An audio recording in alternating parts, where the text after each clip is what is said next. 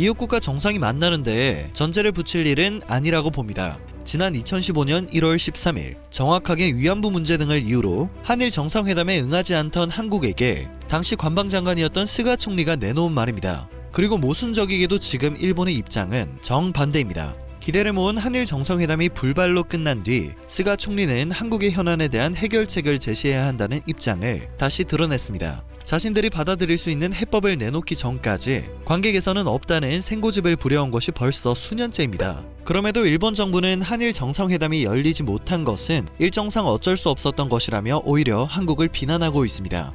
일본이 한일 정상회담을 일방적으로 취소했다는 사실이 논란이 되자 가토 가수노부 관방장관은 14일 열린 기자회견에서 한국에서 전해진 보도가 사실에 어긋날 뿐만 아니라 일방적인 발표는 매우 유감이라며 즉각 한국에 항의했다고 말했습니다. 또 우리나라가 연례적으로 실시한 독도 방어훈련, 동해 영토 수호훈련에 대해 즉시 강하게 항의하고 동시에 중지를 요구했다라고 덧붙였습니다. 사실상 독도 방어훈련이 한일 정상회담 취소의 원인인 것을 시인한 것으로 해석됩니다. 그러나 외교부 당국자에 따르면 우리 측은 처음부터 열린 자세로 일본 측의 호응을 기대했으나 일본 측이 연례적으로 실시하는 독도 방어훈련을 이유로 실무 차원에서 잠정적으로 합의했던 약식 회담마저 끝내 응해오지 않았던 것을 유감으로 생각한다고 설명했습니다. 일방적인 취소에 이어 모든 원인을 한국의 탓으로 돌리고 있는 것입니다.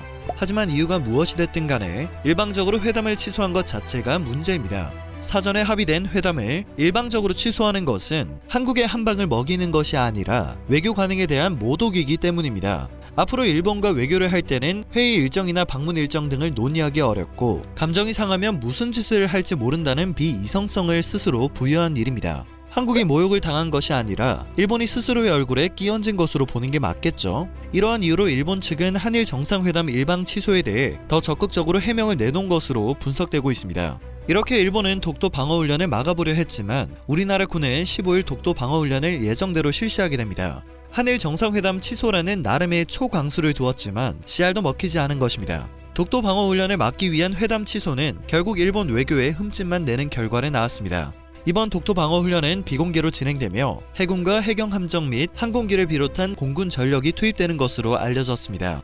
정부 소식통에 따르면 지난해 하반기 훈련에는 기상과 코로나 상황 등을 고려해 상대적으로 적은 전력이 참여했지만 올해는 예년 수준으로 정상 시행할 예정이라고 합니다. 군과 해경은 1986년부터 매년 상하반기로 나눠 정례적으로 독도 방어 훈련을 하고 있습니다. 일본 자위대 등의 외부 세력이 우리 영토인 독도를 불법 상륙하는 다각적인 시도를 가상해 훈련을 매년 실시하고 있는 것입니다. 훈련에는 통상 3,200톤급의 한국형 구축함 등 해군과 함정, P-3C 해상 초계기, F-15K 전투기 등이 참가하고 있는데요. 일본은 한국군이 독도 방어훈련을 할 때마다 반발을 해왔죠. 군 관계자는 해군은 매년 정례적인 독도 방어훈련을 시행해왔다며 이번 훈련도 우리 영토와 국민, 재산에 대한 위협에 대응하기 위해 시행한다는 입장을 밝혔습니다. 일본의 옹졸한 압박 따위는 신경조차 쓰지 않는 통쾌한 발언이었습니다. 일본은 도쿄올림픽 지도와 자위대 홍보 영상에 독도를 일본 영토처럼 표기하는 등 우리나라의 독도 영유권을 침해하고 있습니다. 이러한 상황에서의 훈련은 더욱이 필요하다고 생각됩니다.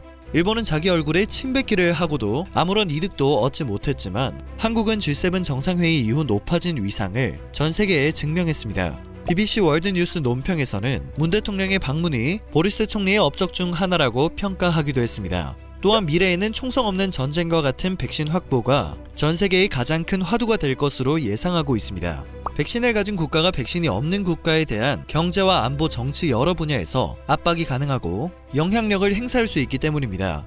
따라서 백신 확보만이 미래 국가를 안정적으로 유지할 시급한 사안이 되고 있는데요. 이번 G7 정상회의는 우리나라가 바이오 생산 역량을 바탕으로 글로벌 백신 허브 세계에서 인정을 받는 계기가 되었습니다.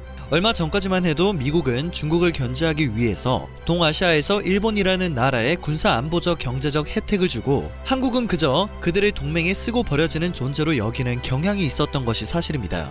일본은 이러한 미국과의 협력을 내세워서 전쟁으로밖에 회복할 수 없는 일본 경제의 부활을 과거 식민지 시대의 영광을 돌이키면서 꿈꿔왔습니다. 여기에 대항하기 위해서 한국은 신남방 정책이라는 외교 정책을 만들어서 동아시아 지역 국가들을 상대로 일본이 확대해 나가고 있었던 영향력에 맞서려고 했고, 베트남과 인도네시아 등 전통적인 친일 국가인 태국마저 한국 쪽으로 돌려놓는데 어느 정도 성공을 하게 되었습니다. 그러나 가장 중요한 미국이 이를 인정하지 않았고 한국을 미일 중심의 인도태평양 전략으로 끌어들이려는 상황이었는데요. 이번 한미 정상회담과 G7 정상회의를 통해 미일 중심의 균열이 생기고 한미 연합체가 새롭게 부상하게 되었다는 평가가 나오고 있습니다. 가장 결정적인 것은 바이든 대통령이 한미 정상회담 발표에서 공식적으로 그동안 무시하던 한국의 신남방 정책을 미국 수장으로서 인정하고 같이 가겠다고 발표를 했으니 일본에는 절체절명의 위기가 온 것이나 다름이 없겠는데요. 반대로 한국은 일본의 동아시아 지역 군사안보 영향력 확대를 견제하고 추진하는 신남방 정책에도 미국의 지지를 얻게 되었습니다. 백신 허브국 1000명으로 미국이 사실상 중국 견제를 위한 파트너국으로 한국을 선택해 나가면서 현재 미국이 동아시아 지역을 관리하는 데 있어서 일본보다 한국을 중요시할 수 있는 외교 상황이 만들어지고 있는 것입니다.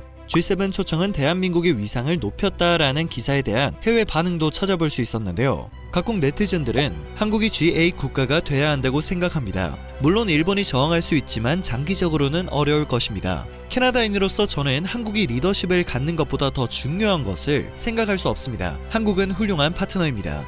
일본의 내각은 여전히 1970년대에 갇혀있지만 한국은 현재 1인당 명목 GDP가 이탈리아보다 높은 세계 10위의 경제 대국입니다. 중국에 대한 환태평양 국가들의 미국연합 민주주의를 통합하는 데 실패를 하게 된다면 그것은 한국의 참여를 반대한 일본의 탓일 것입니다. 와 같은 반응을 보이고 있습니다. 한국이 G7 국가들과 어깨를 나란히 하는 것에 대해 인정을 하는 반응들이 대부분이다 보니 G7 확대를 반대하는 일본을 이해할 수 없다는 식의 의견이 따라붙은 듯 했습니다. 그리고 여전히 일본에서는 G7 정상회의에서 스가 총리가 왕따를 당했다며 분노하는 반응이 쏟아지고 있습니다. 심지어 일본 방송의 G7 정상회의 보도 화면에서도 스가 총리의 모습보다는 문 대통령의 모습을 더 많이 찾아볼 수 있었습니다.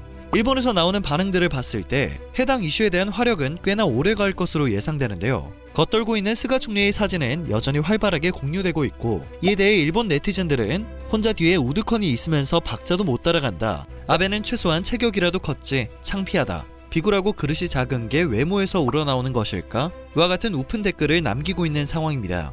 고작 찾는 게 아베 전 총리라고 합니다. 트럼프를 따라가려다 골프장에서 뒤로 넘어진 아베 전 총리의 모습이 눈에 아른거렸습니다. 일본은 G7 정상회의에서 도쿄올림픽에 대한 지지를 얻었다고 큰 소리를 치고 있는데요. 그렇게 올림픽을 강조하고 회의에 참여해 받아낸 것이 조건부 찬성이라는 게 과연 큰 소리를 칠 뉴스인가 의문이 듭니다. 또한 G7 확대에 대한 반대 명분도 의문입니다. G7은 선진 7개국이 각각 자국의 이득과 논리를 위해 대표성을 갖는 회담 자리입니다. 그런데 마치 일본은 일본의 대표가 아니라 아시아 전체 지역의 대표라는 생각과 발언을 부끄러운 줄 모르고 하고 있다는 점이 신기할 따름입니다. 게스트지만 한국과 호주, 인도도 참여를 한 상황에서 일본이 무슨 근거로 아시아의 의견을 대변한다고 말할 수 있을까요? 이번 G7에서 일본이 보여주고 연출한 모습은 너무도 볼품이 없었습니다. 반면 한국은 일본을 따돌리고 동아시아 지역의 맹주 자리를 당당하게 가져가고 있습니다. 강대국 연합체제인 D10의 창설 멤버 가능성도 매우 높은 상황이죠. 100년 전 외국에 나가서 나라 잃은 하소연도 제대로 하지 못하고 아무도 들어주지 않던 시절에서 벗어나 이제 전 세계를 이끌어가는 중심 국가가 되어가고 전 세계가 나아가야 할 방향을 제시하는 리더국이 되어가고 있습니다. 긴 영상 마지막까지 시청해주셔서 정말 감사드립니다. 내용이 정보가 되셨다면 좋아요와 구독 한 번씩만 부탁드립니다. 늘 새롭고 유익한 뉴스를 전하는 로버튜브 되겠습니다.